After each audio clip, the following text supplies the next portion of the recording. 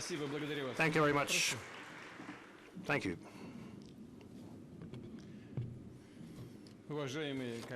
Dear colleagues, friends, ladies and gentlemen, I welcome participants and guests of the 6th International Forum, Arctic Territory of Dialogue. For the first time, it is hosted by Murmansk, the capital of the Russian Arctic, a hero city that today is on a fast development track. Just like our northern cities and constituents of the Russian Federation, it launches projects that are momentous for the entire country. Russia is the largest Arctic country. We have always been for equal cooperation in the region, including scientific research, biodiversity conservation, climate, emergency response, and obviously economic and industrial development of the Arctic.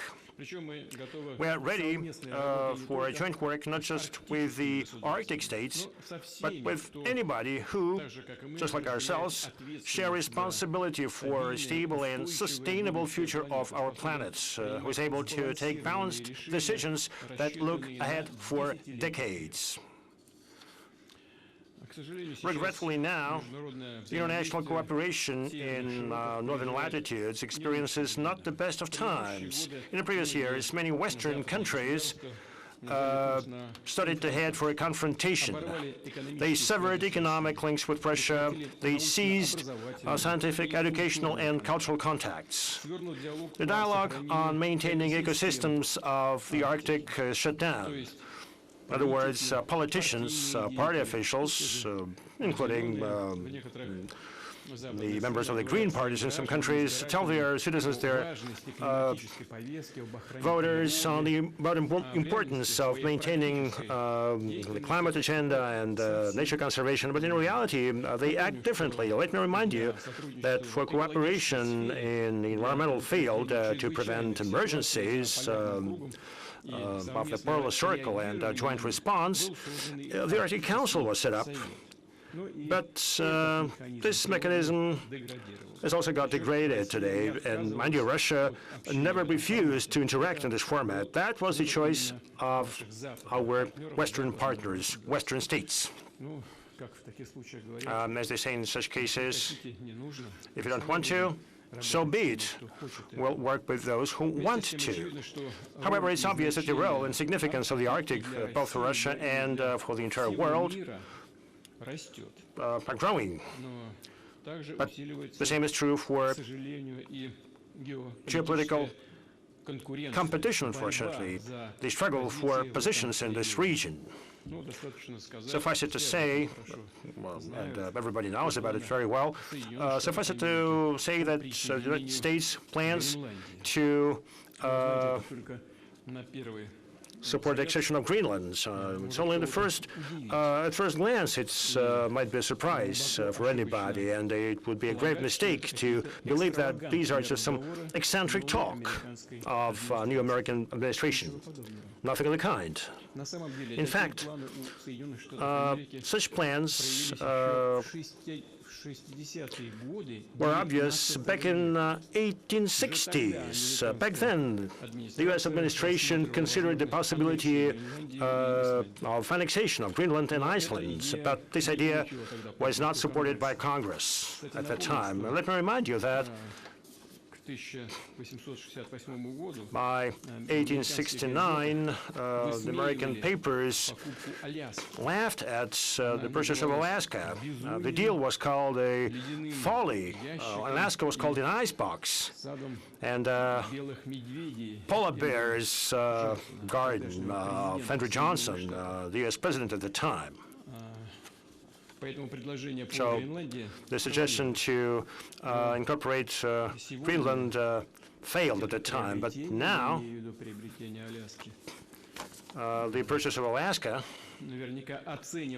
obviously is looked at the U.S. quite differently, just like the deeds of Andrew Johnson. So it is nothing surprising about what's happening now. especially since the story only started back then, but it continued later on. In 1910, a tripartite swap transaction was put together, bringing together the United States, Germany, and Denmark.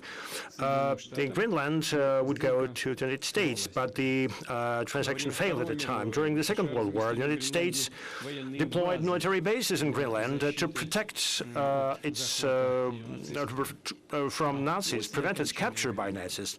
But after the end of the war, the U.S. suggested to buy the island from Denmark, and just recently, judging by international history. So we're talking major plans, serious plans of the U.S. with respect to Greenland.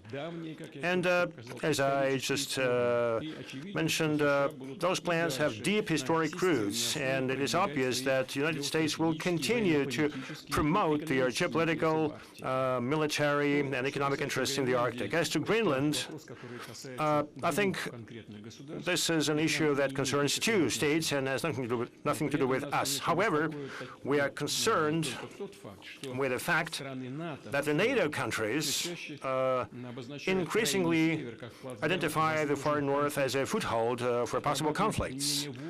They do military exercises in these conditions, primarily using the forces of their new recruits, Finland and Sweden, and up to recently we've had no issues with them. So somehow they create these with their own hands. Why? No idea.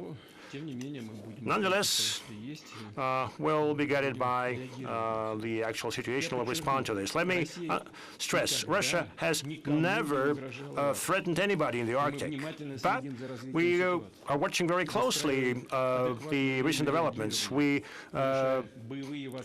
develop our response capabilities by enhancing our combat capabilities and upgrading military infrastructure. We will not allow any encroachment of the sovereignty of our country. We will safely protect our national interests. By maintaining peace and stability in the polar region, we will ensure long-term socio-economic development of the region and improvement of the standards of living of people living here and preservation of the unique environment.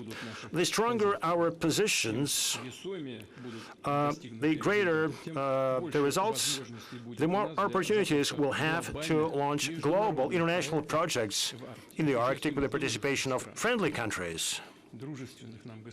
Friendly states, and possibly Western countries, if, of course, they demonstrate interest to joint work. I'm confident that the time for such projects will definitely come.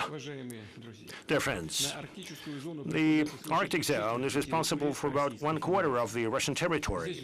Here, more than 2 million citizens live and work, and they made a major contribution to our advancement. According to estimates, the Arctic is responsible for 7% of the GDP of Russia and about 11% of our exports. And we see that the prospects are indeed tremendous, the prospects for future comprehensive development of the region. A major area is strengthening the transport and logistical framework of the Arctic. I'd like to stress that this year we celebrate 500 years since the first mentioning in the historic sources of an audacious idea of Russian seafarers and fishermen about a possible trade route along the northern seas to the east to China, along the so-called Northeastern Passage, a prototype of today's Northern Sea route. Over the past 10 years, the cargo traffic on the Northern Sea route from the Kara gates to the Bering Strait has increased by an order of magnitude. In 2014, only 4 million tons of cargo were brought along this route. Just recently, in 2014, okay? 4 million tons. Last year, almost 38 million tons. It's 5 times the record set back in the Soviet times. We think In fact, we are confident that by 2030, we will have some 70 to 100 million tons. But our plans, both in terms of volume and geography of cargo traffic, on building up our Arctic fleets are much bolder. The Northern Sea Route should become a key section of the Trans-Arctic Transport Corridor, going from St. Petersburg via Murmansk to Vladivostok. It is to connect the global industrial, agricultural, energy centers and consumer markets, offering a shorter, safer, and more cost-effective route. This is what is being said everywhere in the East and the West, and the experts understand it very well. The cargo available for transport in the Trans-Arctic Corridor will grow thanks to the development and processing of resources in the Arctic, thanks to the international transits. And I want to stress that this will be thanks to the connection of the Trans-Arctic Corridor with our domestic rail network from the northwest to the Far East, Baikal-Amur Railroad and Trans-Siberian Railroad. In fact, the very idea on building the Trans-Siberian Railroad across the country to the Pacific Ocean is an example of strategic vision for the future, when we consider not just the current needs and the circumstances, but also interests of the country for centuries to come. That's exactly the approach we should be guided by when developing our Trans-Arctic Corridor. What objectives and goals are of priority here? First, already now, Russia possesses the most numerous icebreaker fleet in the world. And we need to strengthen these positions. We are to commission icebreakers of the next generation, including nuclear-powered icebreakers, and only our country possesses such icebreakers. Nobody else in the world has such a fleet. 4 of those are of the newest series, 22-22-0, and they already are operated in the Arctic. 3 more are under construction, Chukotka, Leningrad, and Stalingrad, and also a super icebreaker with the capacity of 120 megawatts called Russia that would ensure more effective escort of large capacity vessels in high latitudes across the year, all around the year. Now, let me stress that the cost of icebreaker escort and overall cost of cargo transport on Trans-Arctic Corridor should be competitive and acceptable for the market. This is a key condition to ensure the use of the route and its attractiveness for business. Together with colleagues from the government, we discussed these issues, and I have to agree that this work should be market-based. Second, Russia, as a sovereign country, needs its own merchant marine in the Arctic, including cargo and the search and rescue vessels. That would ensure transport both across the northern seas and also in internal waterways in the Arctic regions. I have to admit that only local capacities are insufficient. And in this connection, we have to work in all directions. We have to order and procure vessels that have been built. We have to establish cooperation with global manufacturers and overall build our shipbuilding industry guided by our strategic objectives. Of course, first of all, and I want to bring the attention of the government to this, we need to support our shipbuilding and ship repair enterprises that upgrade their capacities and expand their production and building international production lines. I also asked the government to think of building new shipyards in Russia, modern, sophisticated, high-tech industries. Third, Russian shipping companies have been successfully operating in the northern seas. They carry petroleum products and LNG. Now we have to create conditions to support the growth of effective local operators that would transport containers, coal, and other cargoes across the Arctic. We're open to joint ventures. International logistic operators could make profitable investments in such companies, not just with their capital and technologies, but also with some of the fleet of their commercial vessels. Fourth, we will speed up our efforts in order to expand the capacity of our northern ports. We will be using state-of-the-art green solutions, including unmanned and automated cargo handling technologies.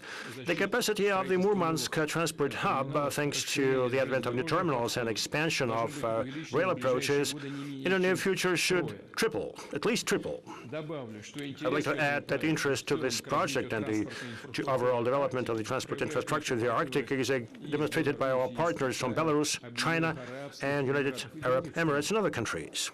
It is the most interesting endeavor from the business standpoint.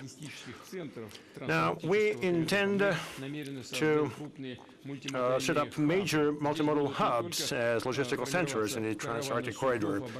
Not only we will shape convoys here, but we will have industrial sites to come up with industrial products. To enhance logistical sustainability of the Trans-Arctic corridor, I would like to ask the government to set up plans in order to expand the capacity of the existing seaports in the Arctic and to think of where on the Arctic coast we have to build new ports and what kind of pace we should take in order to develop the adjacent infrastructure.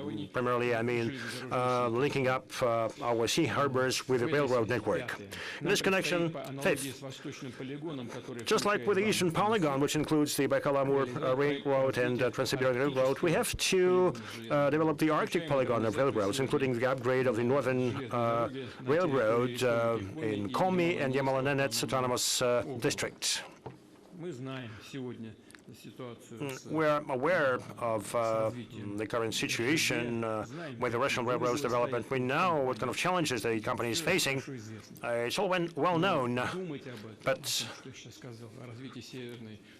thinking about the development of this railroad, we need already now what kind of opportunities this would provide. The regions of Siberia, the Urals, and the northwest of Russia will get a direct access to the north, to the Arctic ports, which would allow to relieve the Trans-Siberian Rail and effectively use maritime transport. Besides, the new points of entry to the Arctic will be provided for the north-south corridor that connects us with the Central Asian countries and the Persian Gulf states. And of course, for the development of the Trans-Arctic route, we need to unlock the potential of internal waterways in the Arctic, our great rivers, the Lena, the Yenisei, and the Ob. Among other things, it would help strengthen the system of supply of goods to the northern territories so that residents of the Arctic are securely provided with food and other goods. To implement these and other major initiatives, we have to pool the resources of the government, regions, and the business community, including the banks, both with the government participation and the private banks. We need to lean on the local securities market to bring in capital into the Arctic infrastructure.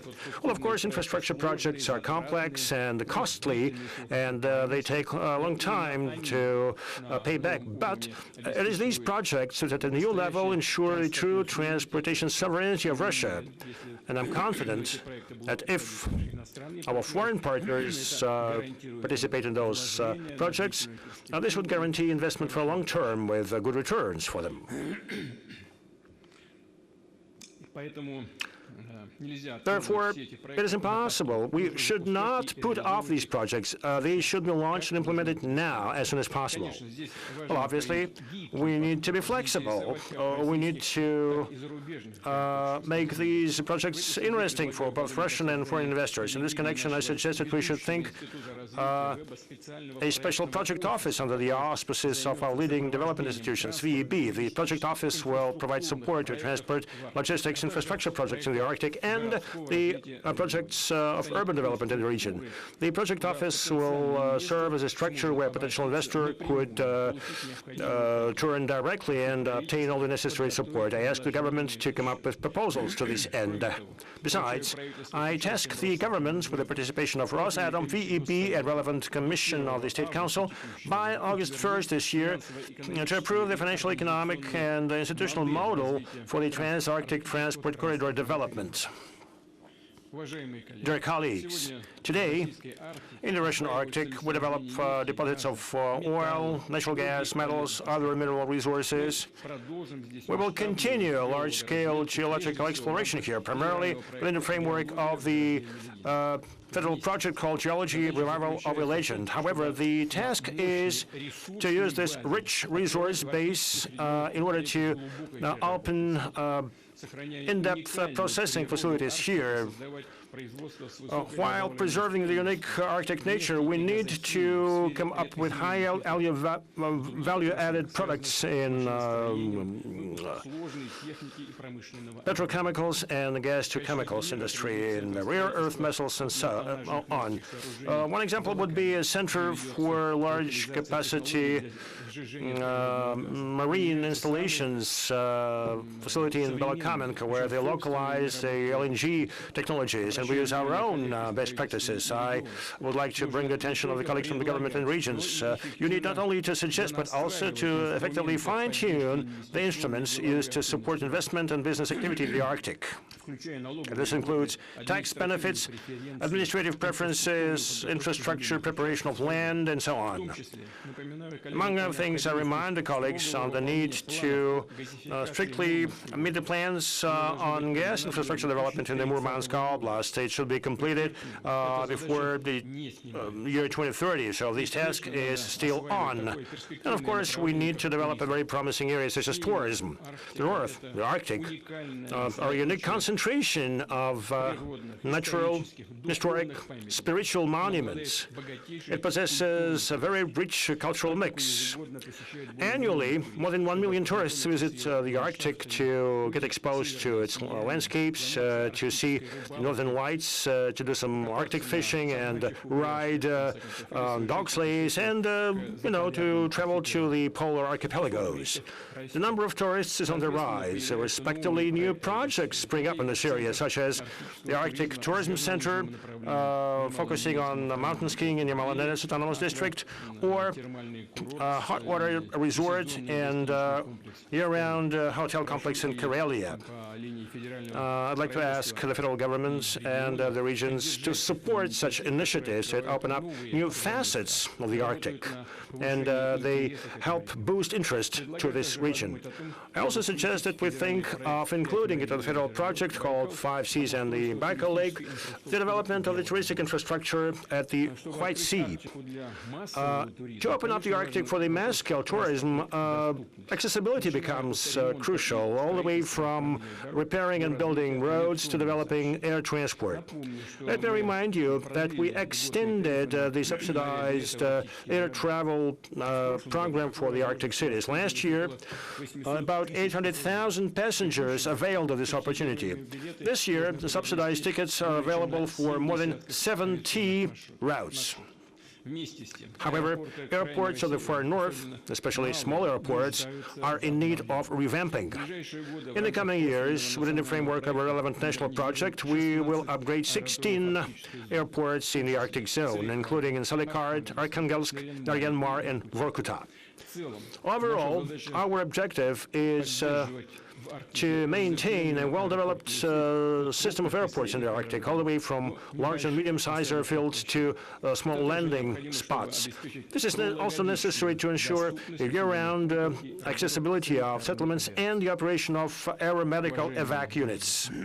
Dear friends, a key, integral goal of our plans is to improve the quality of life for people living here, to ensure modern conditions for the study and work, for leisure and bringing of children in this harsh region that lures people with amazing forests. On many occasions, I talk to people and northerners, and both those who were born here and who came here, tell me that the north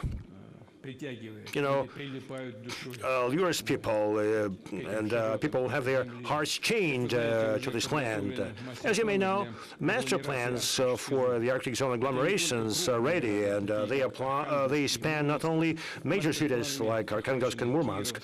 Master plans apply to Kirovsk, Kapatiti, and Monchegorsk in the Murmansk region, Kem and Belomorsk in Karelia, Vorkuta in the Republic of Komi, Bilibino, Pevek, and others in Chukotka, Naryan-Mar in the Donetsk Autonomous Region, Salikart, Labit-Nangi, Novy Urengoy in Noyabrsk in Donetsk Autonomous District, as well as Tiksi and Naiba in Yakutia, Norilsk, Igarka, and Dikson in Krasnoyarsk territory. I would like to specifically thank the VEB Corporation and Dom.RF, who directly contributed to many of those master plans.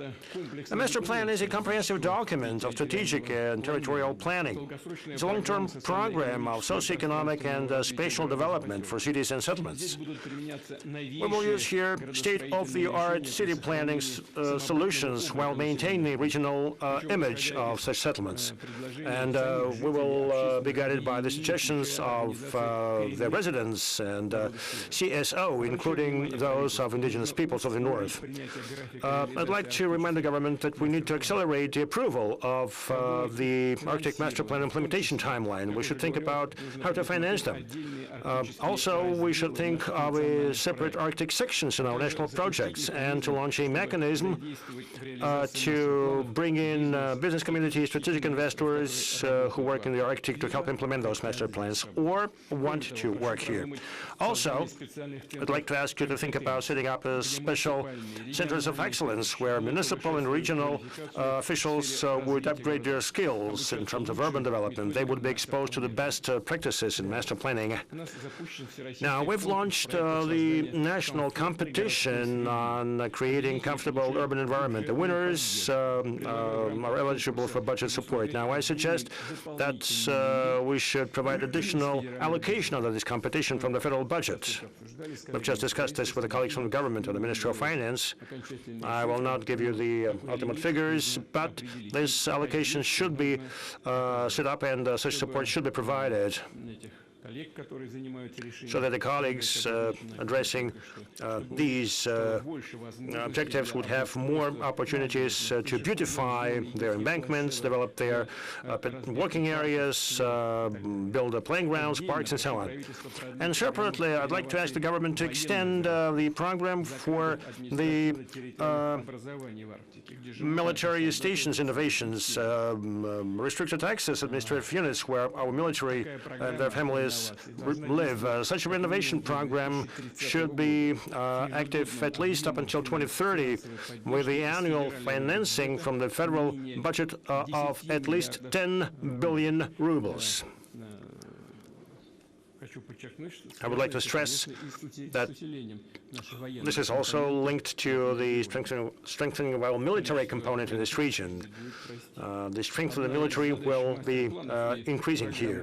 One of the objectives of the master plans and renovation program is to identify where new industries and jobs would appear, including those related to the Trans-Arctic corridor, where schools and kindergartens, polyclinics, hospitals, roads, and communication networks would be built and housing would be erected. The Ministry of Defense, together with the Ministry of Construction and regional authorities, should address all these issues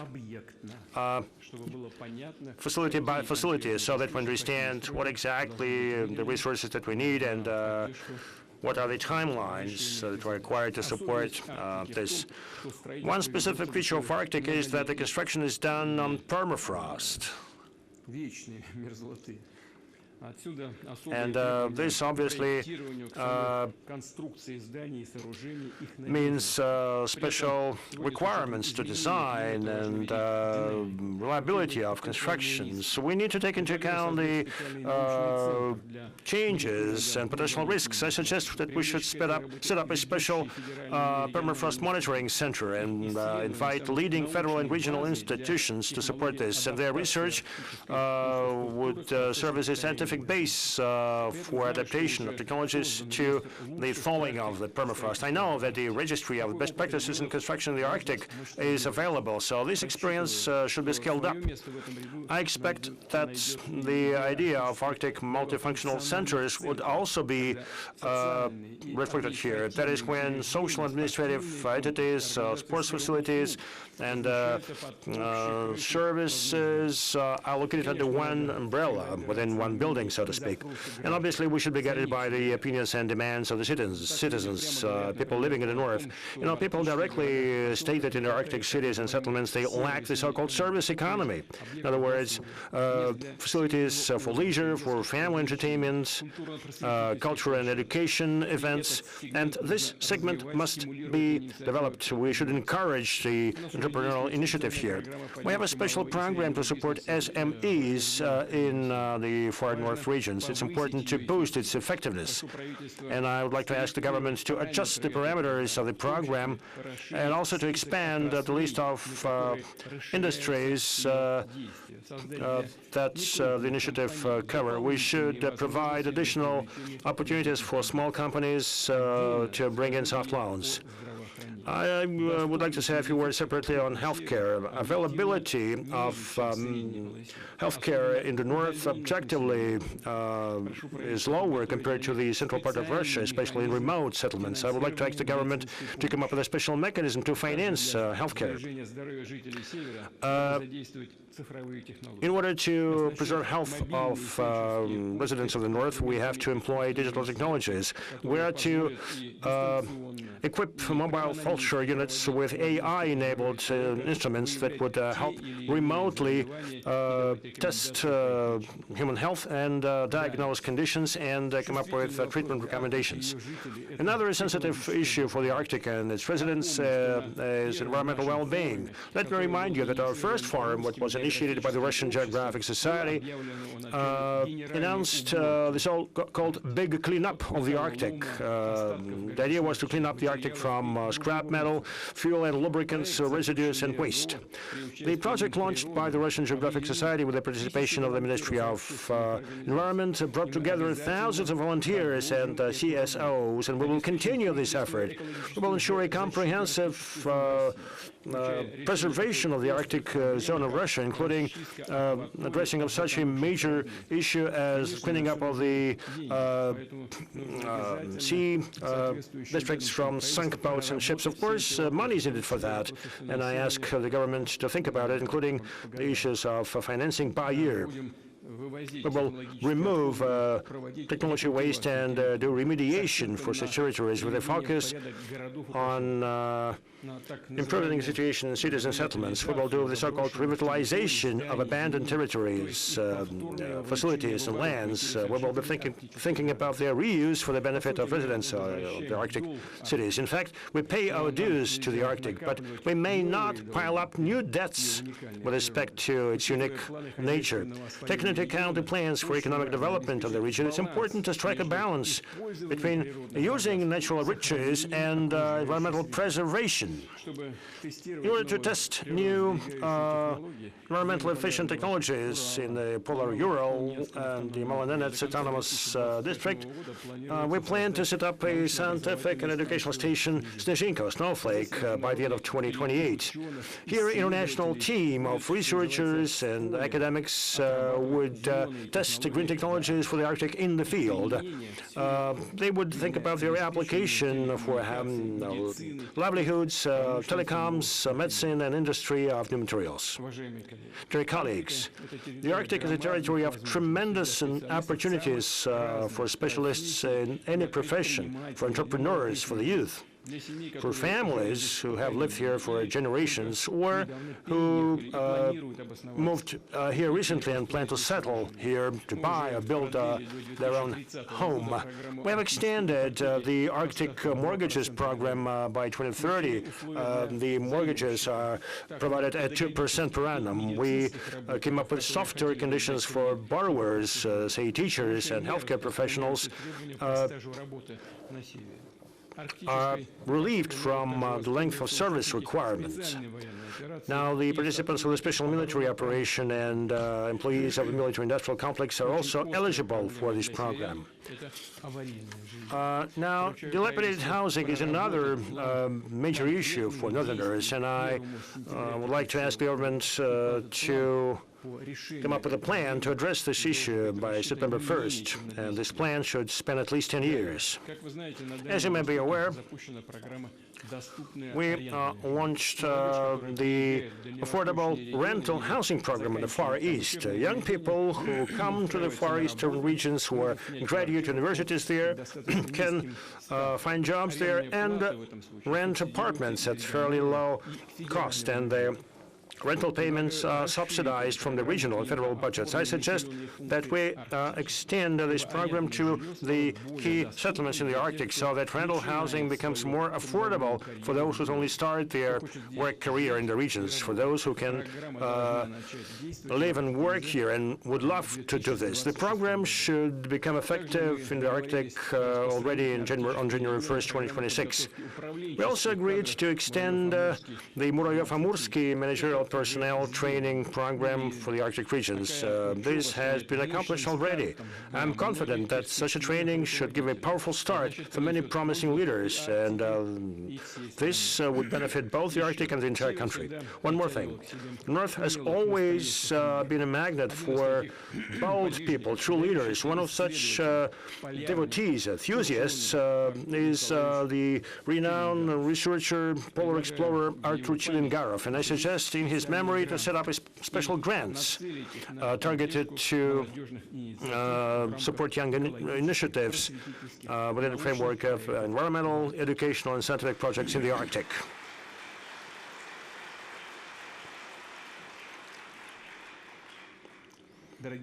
Dear friends, development of the Russian North, overcoming the challenges posed by the harsh nature and reaching new promising frontiers, well, this is something that inspired many generations of our ancestors.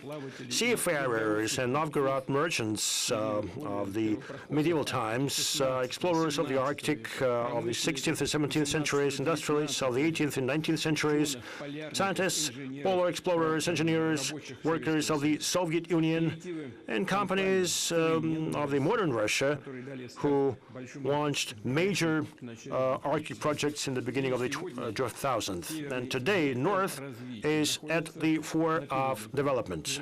It is our sovereign historical choice, which means that the goals that we set and address in the Arctic, the projects that we implement here, should be commensurate, historic scale, to span decades and perhaps even centuries. We will do whatever it takes to strengthen global leadership of Russia in the Arctic. And despite all the current challenges and difficulties, we will ensure a comprehensive development of the region.